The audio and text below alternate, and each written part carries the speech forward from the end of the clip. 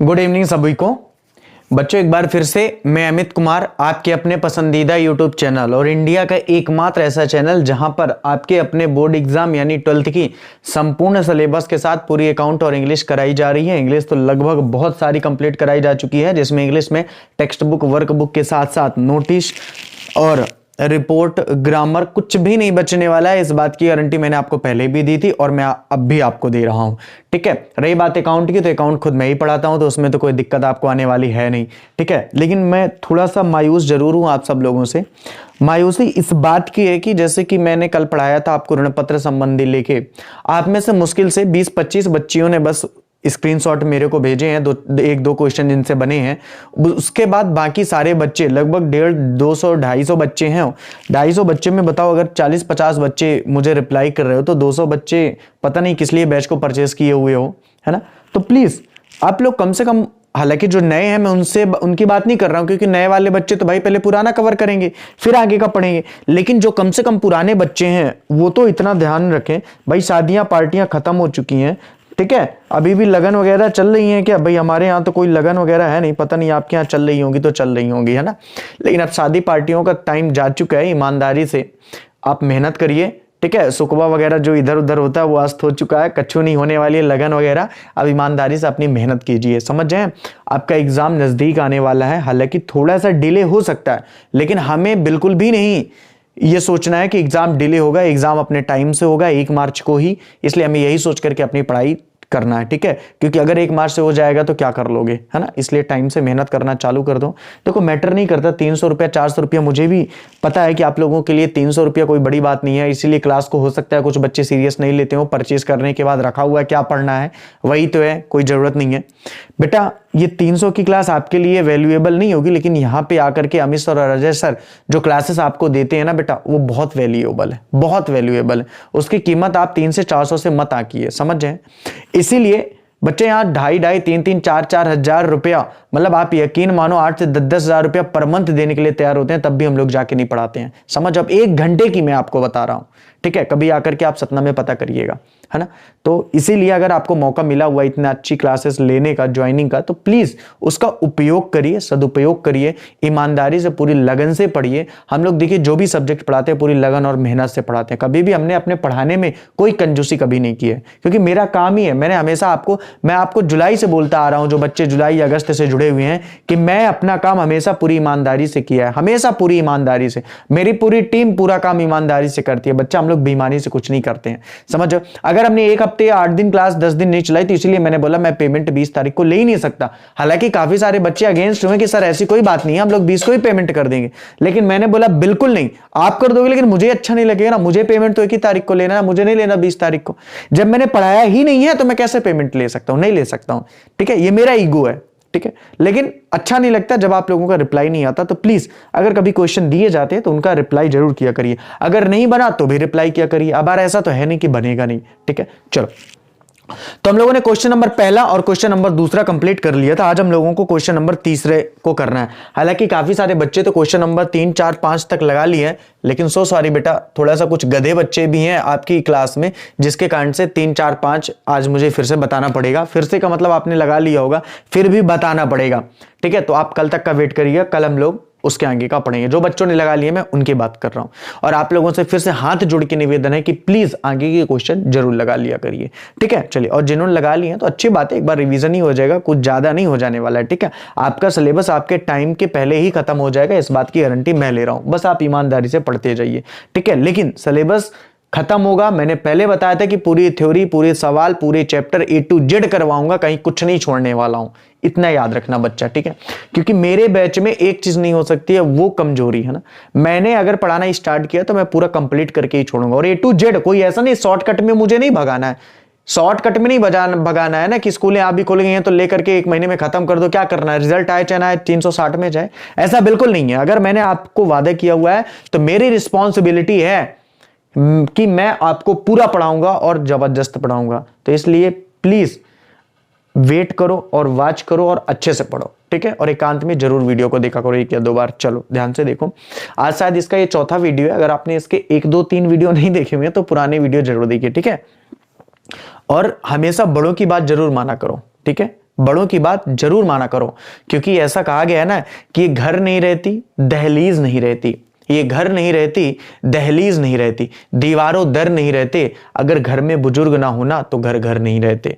तो अगर घर में बुजुर्ग ना होना तो घर घर नहीं रहते। जिनके घर में बुजुर्ग नहीं है उनसे पूछिए। तो यदि आपके घर में आपके बुजुर्ग हैं, आपके माता पिता, आपके दादा दादी, अगर वो आपको पढ़ने के लिए बोल रहे हैं तो निश्चित रूप से उनका कहना मानिए। मेरी तरफ मत देखो भाई, मैं अभी बुजुर्ग नहीं हूं, ठीक है, आप लोगों के लिए हूं, कोई दिक्कत नहीं है। चलो ठीक है, क्वेश्चन नंबर तीसरा देखो। तो क्वेश्चन नंबर तीसरा है, मृग तृष्णा, वाह नाइस नेम, लिमिटेड ने, ऐसा नाम तो हम कभी भी ना लिखे, मृग तृष्णा, स्पेलिंग की साला ढूंढते रहो एक हफ्ते तक। लिमिटेड ने, भाई किसी का नाम हो तो बुरा मत मानना, ठीक। 12% ऋण पत्र प्रत्येक को 100 रुपये के सम मूल्य पर निर्गमित किए हैं, जिनकी राशि इस प्रकार दी थी।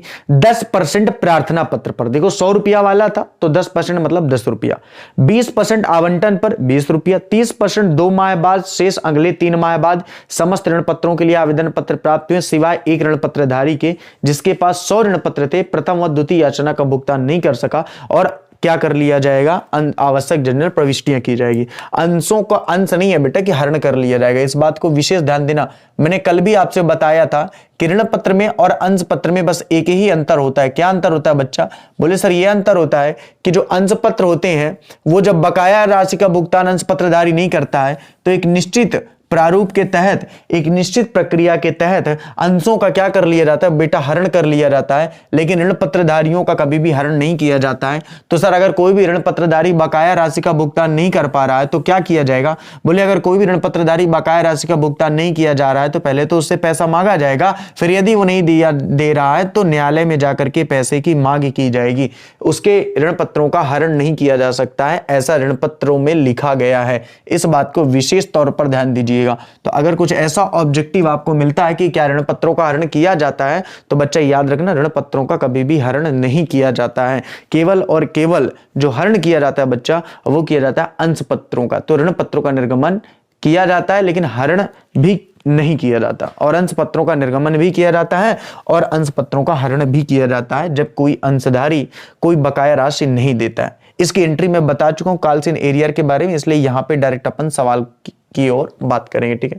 तो यहाँ पे डेट लिख दो, ठीक है, यहाँ पे पार्टिकुलर कर दो, बहुत ही सिंपल सा था सच में। मतलब ये सवाल अगर मैं आज बता रहा हूं तो आपकी इतनी बड़ी लापरवाही है जिसके कारण से मुझे बताना पड़ रहा। हालांकि कुछ बच्चों ने तो पूछा भी है, ठीक है, जिन्होंने पूछा अच्छी बात है, कम से कम उन्होंने लगाया तो होगा, और कुछ तो नालायक ऐसे हैं कि लगाया ही नहीं होगा फिर भी पूछ लिया होगा, सोचे होंगे क्या करना है, सर जी ने पैसा लिया तो पढ़ाएंगे तो आइए। सही बात है, ये बात भी सही है, लेकिन जो एक बार में पढ़ाने से नहीं मानेगा वो 10 बार पढ़ेगा तब भी उससे नहीं बनेगा। क्योंकि देखो ऐसा होता है ना कि खुद पढ़ोगे खुद बनेगा, जब तक आप खुद से सवाल नहीं लगाओगे आपसे नहीं बनेगा। दुनिया की कोई भी ताकत कितना भी पढ़ा दे, कितना भी समझा दे, जब तक आप खुद नहीं लगाओगे ना, इतनी अच्छी अकाउंट पढ़ाने के बाद भी बहुत सारे बच्चे ऐसे होंगे जिनसे नहीं बनना होगा। क्यों नहीं बनना होगा? सिंपल सी बात है, मैं कितना भी मेहनत कर लूं, जब तक आप मेहनत करके नहीं पढ़ोगे तब तक आपसे नहीं बनेगा, ठीक है। तो याद रखना, आपको मेहनत करना, इतना याद रखना, और अभी से आप सोचो कि आपका रिजल्ट क्या होने वाला है, ठीक है। तो पछतावा ना रहे प्लीज। बहुत पछतावा होता है जब एग्जाम का पेपर देने के बाद हमारा रिजल्ट आता है और कम आता है और हमको लगता है थोड़ा सा और हम कर सकते थे। तो प्लीज सुबह से उठना चालू कर दीजिए और अपनी मेहनत को 100% दीजिए। अपने आप को ये लगे कि हाँ मैंने आज सुबह से उठ करके, जब मैं रात में सोऊं या सोऊं तो मुझे लगे कि हाँ मैंने आज पूरा दिन अच्छे से मेहनत की, रात में सुकून की नींद सोना है कि आज मैंने यार मेहनत की, आज मैंने पढ़ा है अपने लिए, कोई दिक्कत नहीं है, ठीक है। तो अपने आप को सेटिस्फाइड करो, पेरेंट्स को सेटिस्फाइड मत करो किताब लिए हुए, या टीचर या मुझे सेटिस्फाइड मत करो। ख्याल मैं तो हूं ही नहीं तो क्या सेटिस्फाइड करोगे मुझे पढ़ाने के विषय में। लेकिन फिर भी अपने आप को, अपनी अंतरात्मा से पूछो कि क्या वास्तव में आज मैंने मेहनत की है। आज थोड़ा सा क्लास डिले हुई है तो क्या आप इमेजिन किया करो डेली, है ना। और अगर नहीं कर पा रहे तो दूसरे दिन कोशिश किया करो कि हमको पढ़ना है, ठीक है। बच्चा बहुत कम मौके मिलते हैं पढ़ने के, और अगर आपको मौका मिला है, आपके पेरेंट्स ने आपको मोबाइल, डाटा और मेरी फीस दे रहे हैं तो प्लीज इसका फायदा उठाओ, ठीक है। ऑल टाइम फेसबुक या व्हाट्सएप में स्टेटस डालने पे टाइम मत बर्बाद किया करो। चलो ठीक है। हाँ, तो क्वेश्चन में क्या दिया हुआ है कि देखो 100 रुपया वाले हैं, कितने रुपया वाले हैं? 100 रुपया वाले। यहाँ पे पहले मैं कुछ कैलकुलेशन कर लेता हूं ताकि चीजें एकदम से क्लियर हो जाए। देखो 10,000 ऋण पत्र हैं, ठीक है, यहाँ पर तो कोई दिक्कत नहीं है। 10,000 ऋण पत्र हैं, 12% वाले हैं, और हैं कितने? बोले 100 हैं। कितने हैं? 100 हैं, ठीक है। अगर इन 100 की बात की जाए तो उसमें प्रार्थना पत्रों पर 10%, एप्लीकेशन पर 10%। एक सबसे बड़ी बात बच्चा मैं आपको बताऊं, 100 का 10% कितना आएगा? बोले 10 आएगा। कैसे पता चला? बोले 100 का सर 10% अगर आप निकालेंगे तो 10 ही आएगा ना, तो 10 लिख दिया। अलॉटमेंट में कितना है? बोले अलॉटमेंट में है 20, तो अलॉटमेंट में कितना हमने लिख दिया? बोले अलॉटमेंट में हमने कर दिया 20। आवंटन में 20 कर दिया। उसके बाद प्रथम याचना पर 30, तो फर्स्ट कॉल पर कितने हमने कर दिया? बोले फर्स्ट कॉल पर 30 कर दिया। तो सेकंड और फाइनल कॉल पे कितना हो जाएगा? बोले सेकंड और फाइनल कॉल में हो जाएगा भाई 30 20 50 10 60 यानी कि 40। कितना हो जाएगा? बोले 40 हो जाएगा।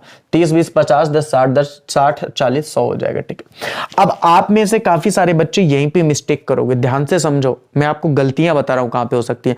अगर मान लो सपोज दैट कि यहां पे 100 की जगह 50 ऋण पत्र होते, 50 कितने होते? 50, बात को समझो, कितने होते? 50 होते।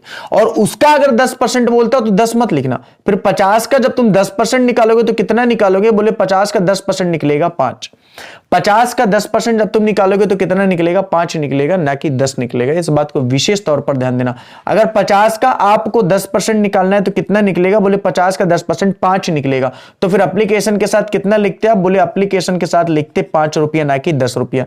अलॉटमेंट के साथ अगर 20% दिया होता तो बच्चा 50 का फिर 20% आप निकालते। 50 का 20% कितना आएगा? 10। तो अलॉटमेंट के साथ कितना होता? 10 होता। अगर बात की जाए फर्स्ट कॉल की तो 50 का फिर आप 30% निकालते, कितना आता? बोले 15 आता फर्स्ट कॉल का। और सेकंड और फाइनल कॉल का कितना आता? बोले सेकंड एंड फाइनल कॉल का शेष बचता, यानी 100 में 50 में से घटाने के बाद 15 10 25 5 30 यानी कि कितना आता? 20 आता। बच्चे ये मैं बता इसलिए रहा हूं क्योंकि काफी सारे बच्चे यहां पे जब 10% 20% 30% देख लिए तो उन्हें लगा 10% का मतलब 10 रुपया ही होता है, 20% का मतलब 20 रुपया ही होता है, 30% का मतलब 30 रुपया ही होता है और शेष का मतलब फिर वो 40% ही हो गया। बच्चा याद रखना, क्योंकि वहां पे 100 है इसलिए 10% का मतलब 10 रुपया हुआ, 20% का मतलब 20 रुपया हुआ, 30% का मतलब 30 रुपया हुआ और 40% का मतलब 40 रुपया हुआ। अगर यहाँ पे 50 होता या 25 होता या 20 होता या 10 होता तो फिर उसका 10% निकालते। जब भी कभी बेटा परसेंटेज दिया रहता है तो इसी तरीके से निकाला जाता है। ये बात उनको समझ में आ रही होगी जो बच्चे बहुत अच्छे तरीके से अकाउंट मेरे से पढ़ रहे होंगे, उनको समझ में आ रहा होगा कि सर ये कितनी बड़ी बात यहाँ पे बताई है सर ने। बाकी को तो खैर नाचना दाने आंगन टेढ़ा वाली कहानी है, कुछ पल्ले नहीं पड़ा होगा। बोल सोच रहे होंगे कि 10% सर जी ने कहा बता दिया, 20% कहा बता रहे हैं। अरे बात तो वही एक ही है, एक ही बात नहीं है बेटा, ध्यान रखना इस बात को, इसको यहाँ पे नोटिस कर लेना इसको। ठीक है, चलो ठीक है। तो ये बात विशेष ध्यान देना, कई बार एग्जाम में ऐसा दे देता है परसेंटेज दे करके, इसीलिए मैं आपको बता रहा हूं। ठीक है, चलो आगे देखो, कोई दिक्कत वाली बात नहीं है। आगे ये हुआ है कि एक अंशधारी था जिसके पास 100 ऋण पत्र थे। कितने ऋण पत्र थे? बोले 100 ऋण पत्र थे। ये 100 ऋण पत्र किन में से थे? बोले ये 100 ऋण पत्र इन्हीं में से थे, 10,000 में से।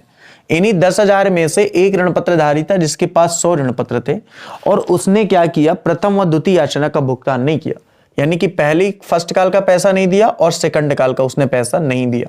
तो यदि किसी ऋण पत्रधारी के द्वारा किन्हीं याचनाओं का पैसा नहीं दिया जाता है तो कोई दिक्कत वाली बात नहीं होती है। क्यों नहीं होती है कोई दिक्कत वाली बात? क्योंकि वो हरण नहीं किया जाएगा। क्यों? क्योंकि ये ऋण पत्र तो ये हरण नहीं होगा, तो न्यायालय से वाद प्रस्तुत करके पैसा मांगा जाएगा। समझ पा रहे हैं इस बात को?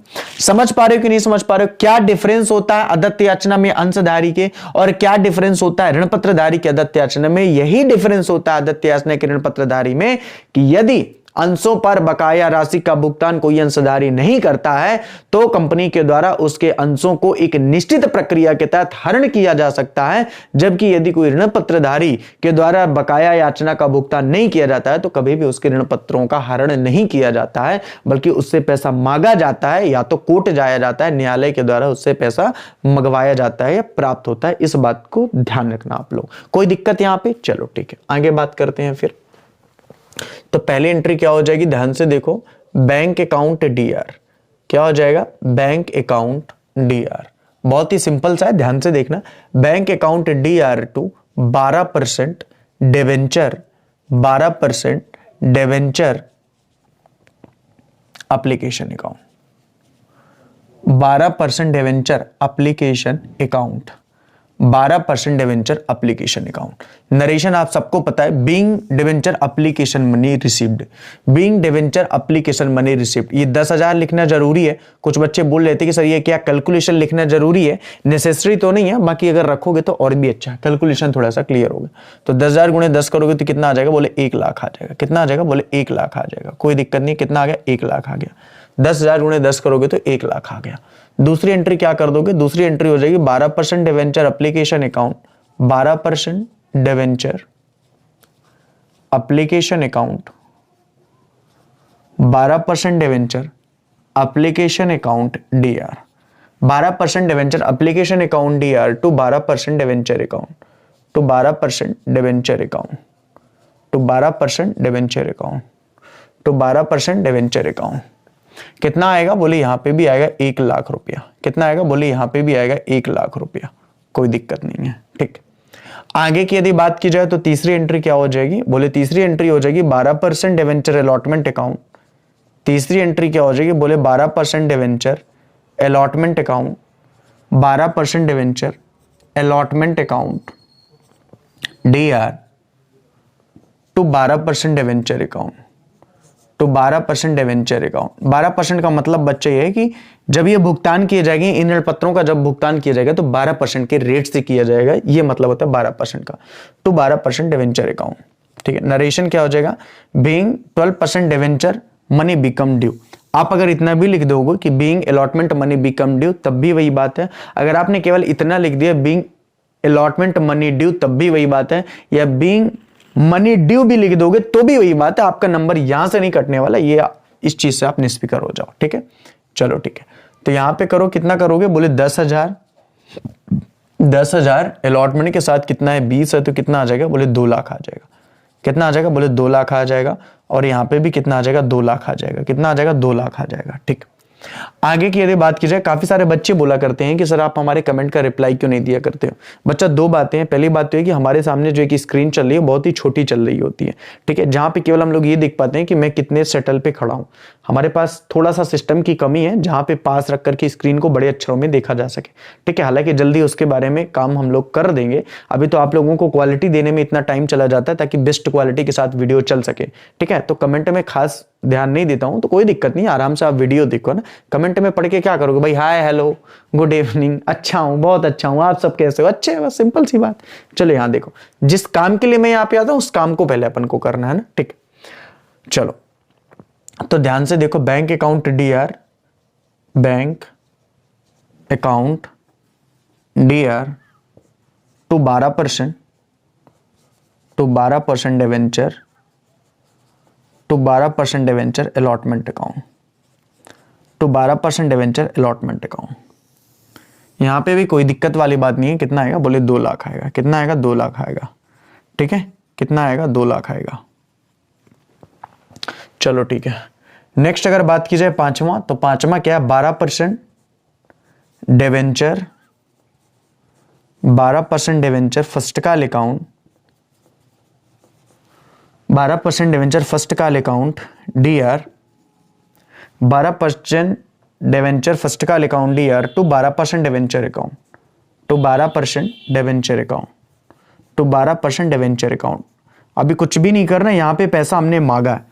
और कभी भी जब भी हम पैसा मांगेंगे तो कोई कम नहीं मांगेंगे, पैसा हम उतना ही मांगेंगे।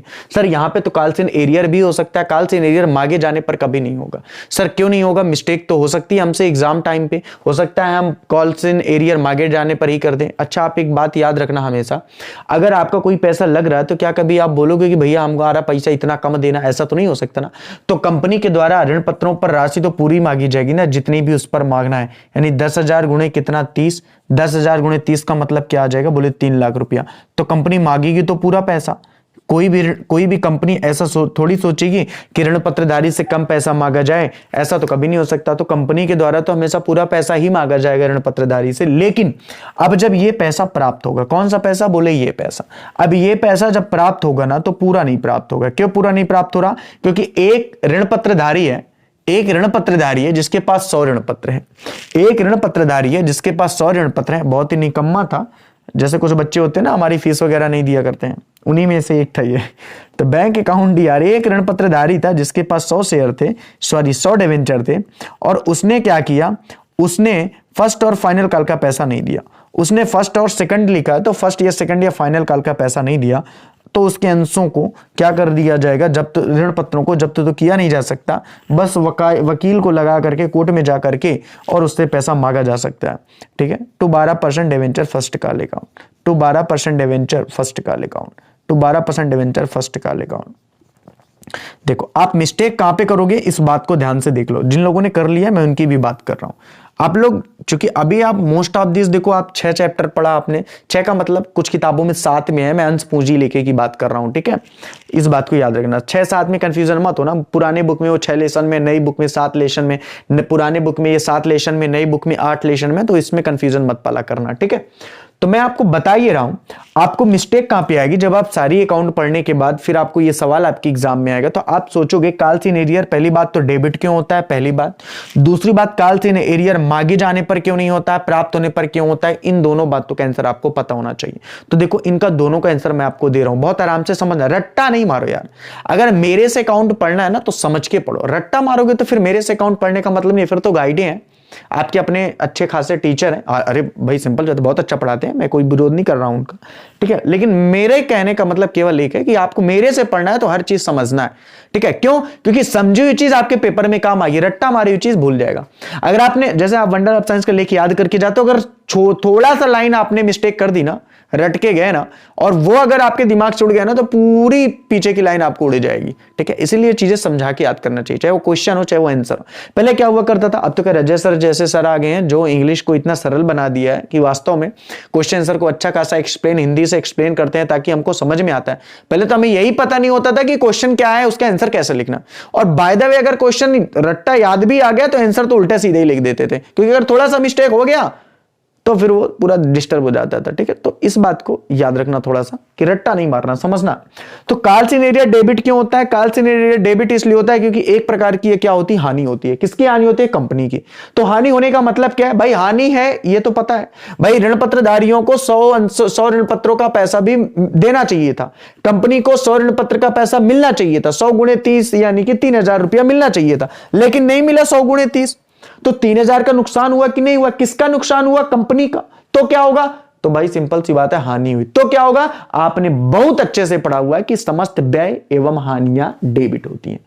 All expenses and losses are debit and all income and profit are credit. क्योंकि सभी समस्त व्यय एवं हानियां डेबिट होते हैं, समस्त आय एवं लाभ क्रेडिट होते हैं, दैट्स वाइज ये क्या होगा? यहां पे डेबिट होगा। तो अभी आपको क्लियर हुआ कि कॉल्स इन एरियर हमने डेबिट क्यों किया, ठीक है। अब पता चला हमें सर पैसे क्यों लेते हैं, समझ पा रहे हो? क्यों नंबर 1 आ रहे हैं, इसीलिए नंबर 1 आ रहे हैं। चलो ध्यान से देखो, तो ये होता है डेबिट। क्यों डेबिट हुआ आपको समझ में आया? दूसरी बात, ये मांगे जाने पर क्यों नहीं होता है डेबिट, प्राप्त होने पर डेबिट क्यों होता है? दूसरी बात को समझो भाई। ये पेन है, ये पेन मान लो मेरी है, मैं कंपनी हूं, आप मेरे से ये पेन मांगे आए हो, तो मैं क्या बोलूंगा? ये पेन पकड़ो और इस पेन के बदले तुम मुझे 40 की पेन है, तुम मुझे 10 रुपया दो। या मैंने तुमको पहले से 50 रुपया दिया हुआ, मैं बोलूंगा यार तुम मुझे 40 रुपया देना। ऐसा तो नहीं हो सकता ना भाई, मैं तो आपसे पूरा मांगूंगा।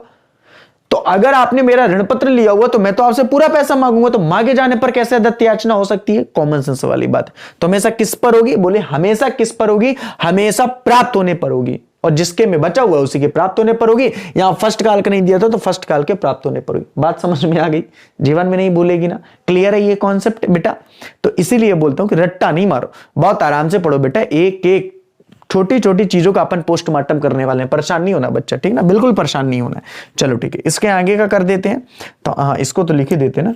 देखो तो यहां पे 100 था, 100 गुणे कितना आ जाएगा? 30। अब देखो हमारे पास 10,000 था, लेकिन 10,000 में से कितना बचा? 99। 100 गुणे कितना आ जाएगा? 30। अब आप में से काफी सारे बच्चों के पारा गर्म हो गया होगा सिर का, क्यों कि 9900 कहां से आ गया? अरे नालायकों, 10,000 हमारे पास ऋण पत्रधारी थे, या 10,000 ऋण पत्र थे। ऋण पत्रधारी तो 10,000 भी हो सकते हैं, ज्यादा भी हो सकते हैं, कम भी हो सकते हैं, ज्यादा तो नहीं कम हो सकते हैं, ठीक है। मान लो जैसे इसी ने 100 लिए थे, किसी ने 500 भी लिए होंगे, तो 10,000 ऋण पत्र थे। 100 ऋण पत्रों का पैसा अगर हमको नहीं मिलेगा तो हमें पैसा कितने ऋण पत्रों का मिलेगा? बोले 9900 का। और 9900 का किस हिसाब से? बोले 30 के हिसाब से। तो यहां पे अगर हम करेंगे तो कितना आएगा? 3000 आएगा। और अगर इनका गुणा करेंगे तो आप कर लेना घर पे बैठ करके आराम से, 2,97,000 आएगा। कितना आएगा? 2,97,000 आएगा। और बच्चे यहां पे कितना आएगा? बोले यहां पे आएगा 3 लाख रुपया। बोले यहां पे कितना आएगा? बोले यहां पे आएगा 3 लाख रुपया। यहां पे बेटा कितना आएगा? बोले यहां पे आएगा 3 लाख रुपया। मुझे नहीं लगता कि किसी को कोई डाउट होने वाला है, ठीक है। मुझे नहीं लगता कि किसी को कोई डाउट होने वाला है, ठीक है। एक बात याद रखना बच्चा, आपका रिजल्ट आपके लिए बहुत मैटर करता है, इसलिए बहुत ईमानदारी से मेहनत करिए, ठीक है, ये अपॉर्चुनिटी, ये अवसर नहीं मिलेगा। हाँ, ये बात सही है कि अमित सर बार बार जैसे बोलते हैं पेमेंट लिंक ओपन है, बच्चे एडमिशन लें। आप लोगों को भी मैं कभी बोलता रहता हूँ कि अगर आपका कोई फ्रेंड है, सर्कल में है, तो प्लीज मेरे बिहाफ में आप उनसे बात कर सकते हैं ताकि वो मेरा बैच ले, मेरा बैच बिके। सिंपल सी बात है। लेकिन इन सब चीजों में आपने एक चीज देखी होगी, वो है अमित सर की ईमानदारी और अजय सर की ईमानदारी। हम लोग काम में लापरवाही नहीं करते हैं बेटा, काम ईमानदारी का हमारा रहता है। ठीक है, हम लोग पढ़ाई पे कोई भी कंसेशन नहीं कर सकते हैं, फीस में भले किसी के साथ कंसेशन हुआ हो। ठीक है, इसलिए ईमानदारी से पढ़िए प्लीज। ठीक है, तो ये हो गया। ठीक है, इसके बाद अगर बात की जाए तो 7वीं और 8वीं एंट्री कैसे हो जाएगी, मैं इधर कर देता हूं, उधर नीचे दिखेगा नहीं। हालांकि चलो थोड़ा सा इधर कर देते हैं, हालांकि आपसे बन भी जाएगी। 7वीं एंट्री क्या हो जाएगी, तो ध्यान से देखो। 7वीं एंट्री 7वीं हो जाएगी 12% डिवेंचर सेकंड का account, 12% debenture second and final call account, second and final call account DR, final call account DR to 12% debenture account, to 12% debenture account. हालांकि इसके नीचे आपको दिख नहीं रहा होगा, टू 12% डिवेंचर अकाउंट। ठीक है, to 12% debenture account, to 12% debenture account. एक बार मैं स्क्रीन पे देख के आता हूँ, टू 12% डिवेंचर अकाउंट। हाँ, इसके नीचे अब आपको नहीं दिखेगा। चलो ठीक है, तो यहाँ तक तो आपने देख लिया, डिवेंचर अकाउंट है। कितना करोगे, बोले 10,000 गुणे कितना करोगे, वहां पे कितना है 40, तो 10,000 गुणे कितना आएगा 40, 10,000 गुणे कितना करोगे 40, 10,000 गुणे 40 करना है, कितना आ जाएगा 10,000 गुणे 40 करोगे तो ये आपका आ जाएगा 4 लाख रुपए। ये कितना आ जाएगा आपका 4 लाख आ जाएगा। ये कितना आएगा आपका 4 लाख आ जाएगा। ठीक है, ये कितना आएगा आपका 4 लाख आ जाएगा। इसकी एक एंट्री और होगी, मैं यहाँ पे बता दे रहा हूँ। इसकी एक एंट्री और होगी, क्या हो जाएगी, बोले बैंक अकाउंट डीआर, ध्यान से देखना, बैंक अकाउंट डीआर। ठीक है, और calls in arrear account DR, calls in arrear, ये 8वीं एंट्री है बच्चा। ठीक है, calls in arrear account DR, calls in arrear account DR to 12% debenture, to 12% debenture, to 12% debenture second and final call account, to 12% debenture second and final call account. मुझे नहीं लगता कि किसी को कोई प्रॉब्लम जाने वाली है मद भी लिखने में। ठीक है, तो क्या कर दोगे, bank account DR, calls in arrear account to 12% debenture second and final call account, second and final call account. आगे आप सबको पता है कि यहाँ पे कितना गुणा करना पड़ेगा, 100 गुणे करना पड़ेगा 40, यानी कि 4,000 यहाँ पे लिखना आपको, और यहाँ पे कितना करोगे, दिख नहीं रहा होगा मुझे पता है, मैं इसीलिए बोल रहा हूँ। 4,000 यहाँ पे लिखोगे और यहाँ पे कितना लिखोगे 3,96,000, यहाँ पे लिखोगे 3,96,000 और यहाँ पे क्या लिखोगे, बोले लिखोगे 4 लाख रुपया। ठीक है, 4 लाख रुपया। अब इतना तो कॉमन सेंस वाली बात है, तो इतना तो आप समझ ही गए होंगे। ठीक है, इसीलिए मैंने यहाँ पे बता दिया। तो ये चीजें हमेशा याद रखना, क्योंकि अभी तो आप कर रहे हो सडनली, तो आपको याद रहेगा कि कॉल्स इन एरियर डेबिट होता है। कॉल्स इन एरियर हमेशा किस पे डेबिट होता है, हमेशा मांगे जाने पर डेबिट होता है। ठीक है, हमेशा प्राप्त होने पर डेबिट होता है। और अगर बात की जाए कॉल्स इन एडवांस की, तो उसका भी पॉइंट समझ लो यहीं पे। कॉल्स इन एडवांस जहां पे मिलता है, मान लो आवेदन का, मान लो प्रथम याचना का पैसा अलॉटमेंट में मिलेगा, तो जब पैसा मिलेगा तो क्या होगा, कॉमन सेंस लगाओ। कॉल्स इन एडवांस जब मिलेगा तो क्या हो जाएगा, बोले कॉल्स इन एडवांस जब मिलेगा तो हमेशा क्रेडिट होगा। क्यों भाई, पैसा जब भी आता है एडवांस में मिलता है, हमारा लाभ है, लाभ है तो हमेशा क्रेडिट होगा, तो इसलिए वो अलॉटमेंट के साथ क्रेडिट होता है। और जहां का पैसा होता है उस टाइम पे वो क्या होता है, डेबिट होता है। उस टाइम पे वो क्या होता है, डेबिट होता है। तो ये दोनों बातें हैं, इसको विशेष तौर पर ध्यान देना। ठीक है, तो कॉल्स इन एडवांस और कॉल्स इन एरियर, क्योंकि बच्चा हमेशा यहीं पे कंफ्यूज होता है। हालांकि बहुत सारे बच्चे तो, इसका स्क्रीनशॉट ले लो, हालांकि बहुत सारे बच्चे तो यहीं पे कंफ्यूज हो जाते हैं कि कॉल्स इन एरियर और कॉल्स इन एडवांस होता क्या है। हालांकि आप अगर अभी भी कंफ्यूजन हो रहे हो तो फिर धिक्कार है आपकी जिंदगी पर और धिक्कार है मेरी पढ़ाई पर, कि अगर अभी भी आपको कॉल्स इन एरियर और कॉल्स इन एडवांस का कॉन्सेप्ट समझ में नहीं आया, इतना पढ़ाने के बाद भी बच्चा अगर आपसे काउंट नहीं आ रही है ना, तो कसम से बोल रहा हूं, भगवान कसम बोल रहा हूं कि आप बिल्कुल भी नहीं पढ़ते हो, केवल आपने बैच लिया हुआ है। अगर मतलब इसमें कोई दो राय वाली बात नहीं है, मैं यहां पे कोई अपनी बड़बारी, और मैं बिल्कुल नहीं चाहता हूं कि मैं अपनी कसादे पढ़ूं या अपने बारे में पढ़ूं, कविताएं पढ़ूं कि मैं ग्रेट हूं, मैं महान हूं। लेकिन मैं आपसे इतना ही कहना चाहूंगा कि अगर आपको मेरी पढ़ाई हुई अकाउंट समझ में नहीं आ रही है ना, तो दुनिया का कोई भी टीचर आपको अकाउंट पढ़ा रहा होगा, आपको नहीं समझ में आ रही होगी। मैं गारंटी के साथ कह सकता हूं यार, अपने दिल पे हाथ रख के चेक कर लेना अगर मैं झूठ बोल रहा हूं तो। ठीक है, ऐसा नहीं हो सकता। मैंने ये कभी नहीं बोला कि कोई दूसरा टीचर अगर पढ़ा रहा तो अच्छा नहीं है, भाई वो ग्रेट है, मैं भी किसी से पढ़ के ही पढ़ा रहा हूं, ऐसा नहीं है। लेकिन मैं इतना कहना जरूर चाहूंगा कि अगर आपको मेरी पढ़ाई हुई अकाउंट नहीं समझ में आ रही है ना, तो बच्चा फिर आपको किसी के अकाउंट नहीं समझ में आने वाली है, ये बात श्योर है। ठीक है, और इतना डीप से अगर कहीं पे कुछ मिल रहा है ना, तो प्लीज मेरे को बता देना। हाँ, ये एकदम चैलेंज, ओपन चैलेंज, अगर इससे ज्यादा डीप में और इतने सारे कॉन्सेप्टों को अगर कहीं पे भी क्लियर किया जा रहा है तो प्लीज मुझे जरूर बता देना। ठीक है, बिल्कुल। लेकिन फिर भी ना आप लोग ना मेहनत करने में अभी भी कमजोरी कर रहे हो, पता नहीं क्यों। मैंने बताया ना, चीजें सस्ती मिल रही ना, इसलिए वैल्यू कम है, होता है ना। कोई आप जूते वगैरह जैसे खरीद के लाते हो, अगर 300-400 रुपये वाले हैं पड़े हैं वहीं पे, अगर वहीं पे वैल्यू बता दे रहे हो 4000 वाले हैं, खाने भी जाते होते जूते उतारते नहीं हो यार। खैर अब तो बफर है, चलो जूते उतारने वाली समस्या ही समाधान है ना, कोई दिक्कत नहीं है अपन को। चलो ठीक है, चलते अपने अगले क्वेश्चन में। क्वेश्चन नंबर 4 देखो, क्वेश्चन नंबर 4 बहुत ही प्यारा सा है, बहुत ही अच्छा है, ध्यान से देख लो क्वेश्चन नंबर 4 को भी जल्दी से। ठीक है, क्वेश्चन नंबर 4 आपको इतना पढ़ा के चला जाऊंगा, इतना समझा के चला जाऊंगा मैं कि आपका जब एग्जाम होगा ना, अरे मतलब एग्जाम तक रहेंगे, जाऊंगा कहीं नहीं भाई, कहां जाऊंगा मैं। ठीक है, आपका जब एग्जाम होगा ना तो बहुत मजा आने वाला है। ठीक है, लेकिन मजा तभी आएगा बच्चा जब आप भी मेहनत करोगे। मेरी तरफ से मेहनत होगी, आप मेहनत नहीं करोगे तो कैसे काम चलेगा। ठीक है, और इतनी अच्छी सुविधा बताओ, ठंडी में आराम से घर में बैठी वीडियो देखते पढ़ते रहो, है ना। ये सुविधा हमारी टीम ने आपको दे रखी है, पुराने वीडियो भी आपको दिए जाते हैं, कोई दिक्कत वाली बात है नहीं, रिवीजन करते रहो यार। इससे अच्छा इस्तेमाल अगर बात की जाए तो कुछ नहीं हो सकता यूट्यूब का। ठीक है, जितना आपके लिए किया गया। ये लॉकडाउन आपके लिए जरूर है, लेकिन जो पढ़ने वाला बच्चा है उसके लिए वरदान है अमित सर की टीम। सच बोल रहा हूं, मजाक नहीं बोल रहा हूं। ठीक है, किसी ने सोचा नहीं था कि घर बैठे इतनी अच्छी क्लासेस उनको मिलने वाली है इंग्लिश और अकाउंट की। ठीक है, कुछ तो चाहते हैं कि सारी क्लास यहीं पे मिल जाए, अमित सर पढ़ा दें। चलो ठीक है, अमाउंट सीआर। ठीक है, हाँ, तो सवाल नंबर कौन सा है? चौथा है। एक कंपनी ने 3000 5% ऋण पत्र 100 रुपया जारी किए, 20 रुपया आवेदन पर, 30 रुपया आवंटन पर, शेष प्रथम व अंतिम याचना पर दिए थे।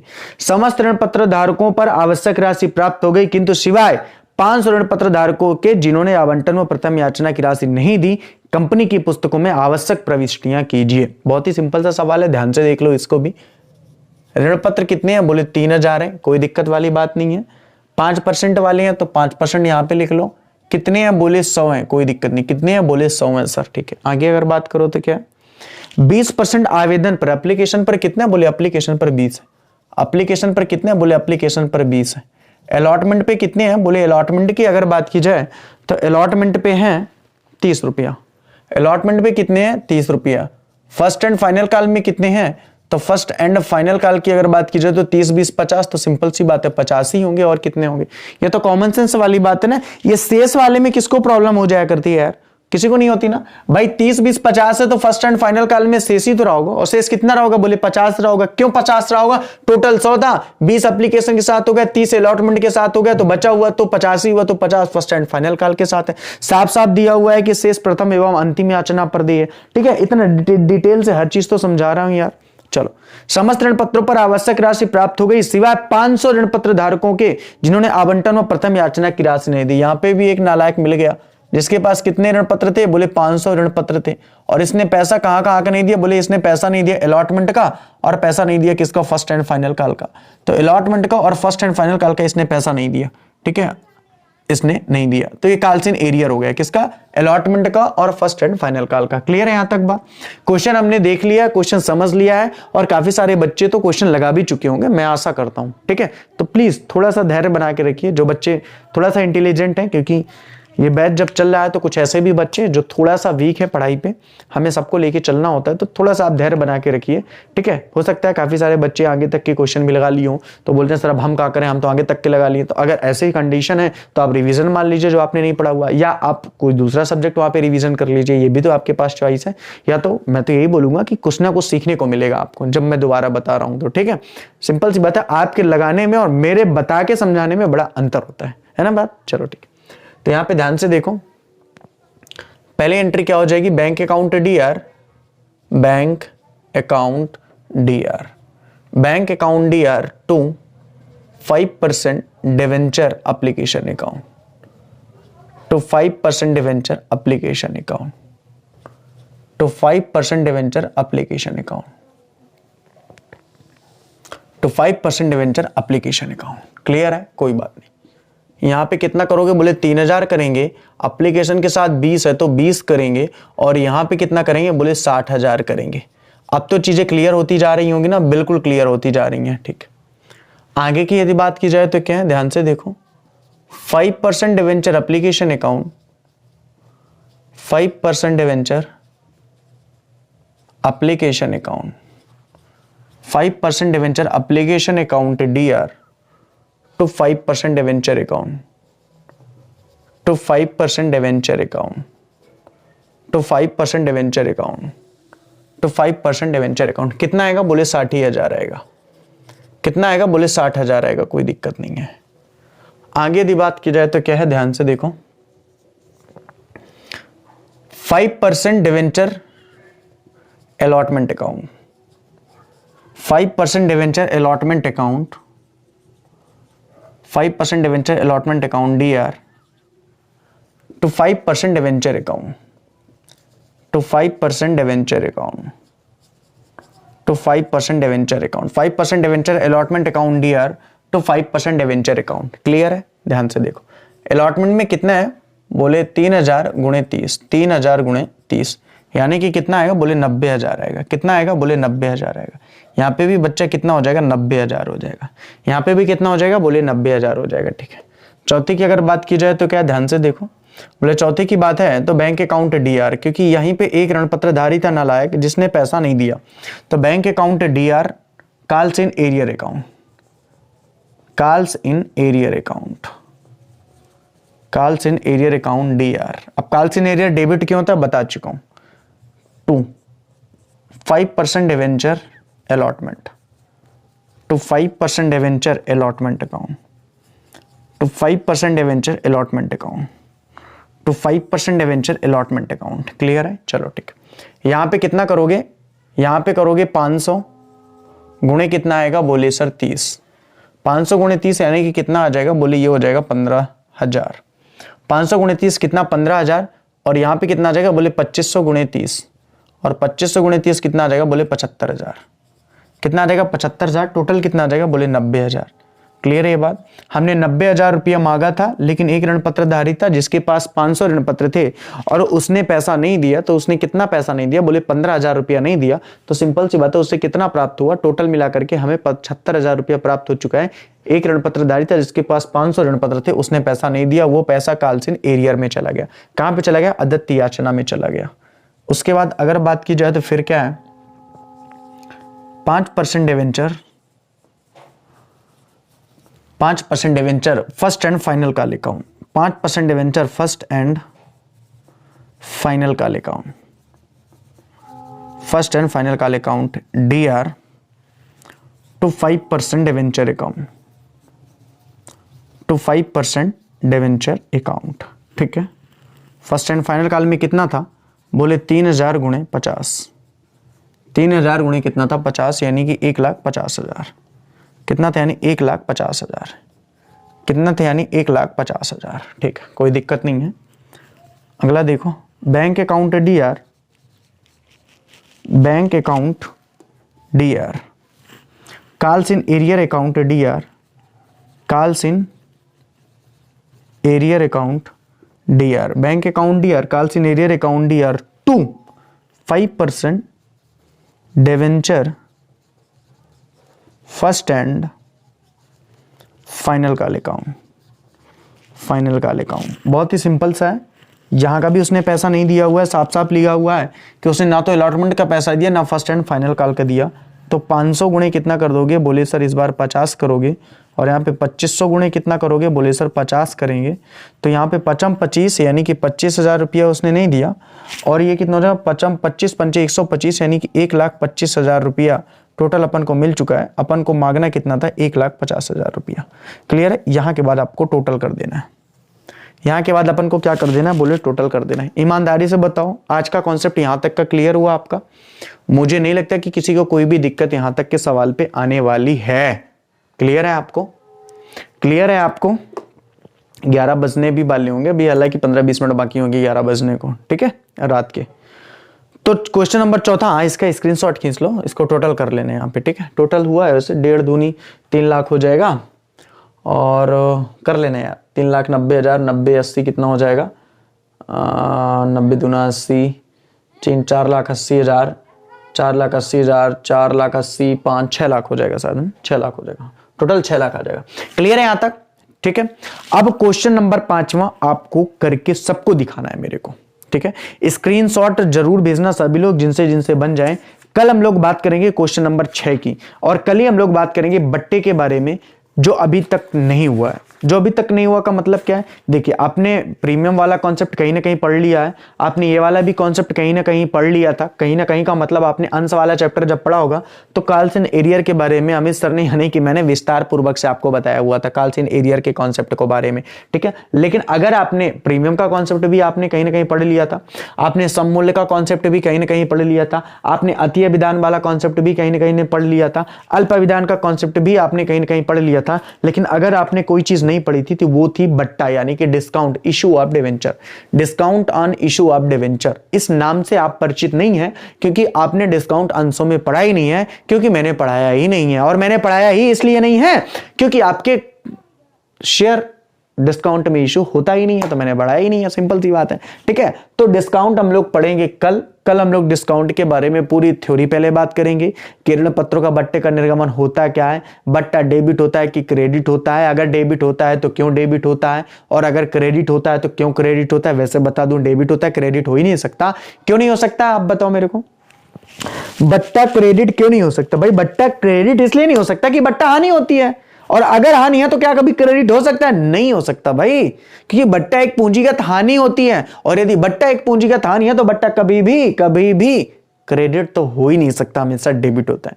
तो कल हम लोग बात करेंगे कि बट्टा डेबिट अगर होता है तो क्यों होता है, और बट्टा किसके साथ डेबिट होता है, मांगे जाने पर डेबिट होता है कि प्राप्त होने पर डेबिट होता है। इसके लिए आप बने रहिए हमसे, कल हम लोग फिर आपसे मुलाकात करेंगे। तब तक के लिए आप सभी लोगों को गुड नाइट, खुदा हाफिज, सलाम, नमस्ते। कल फिर हम लोग मिलते हैं, तब तक अच्छे से मेहनत करिए, खुश रहिए, मस्त रहिए, हंसते रहिए, मुस्कुराते रहिए। आप भी मेहनत करिए, और आपके घर में जो छोटे छोटे नन्हे से है ना, उनसे भी मेहनत करवाइए।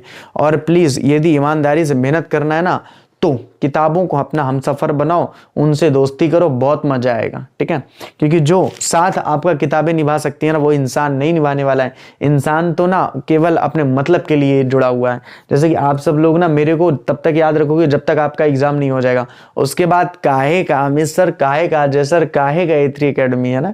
लेकिन कोई दिक्कत नहीं है, हमारा आपका स्नेह हमेशा बना रहेगा, बरकरार रहेगा, ठीक है। आप हमें पहचानो या ना पहचानो, लेकिन हम आपको जरूर पहचान लेंगे जहां भी होगी। तो चलो ठीक है, इन्हीं शब्दों के साथ आज विराम लेते हैं, कल हम लोग फिर मिलते हैं। अच्छे से मेहनत करिए प्लीज, एक बार फिर से कह रहा हूं कि मेहनत करो, बहुत मेहनत करो, ठीक है। हमारी पूरी टीम कोशिश करेगी कि आपको बहुत अच्छी ऊंचाइयों पर ले जाए, ठीक है, और बहुत अच्छे तरीके से आपको पढ़ाया जाए। कल हम लोग मिलते हैं इस चैप्टर का बट्टे वाले का कॉन्सेप्ट लेकर के। कल क्लास और इंपॉर्टेंट है, उसको लेना मत भूलना। Bye, see you tomorrow.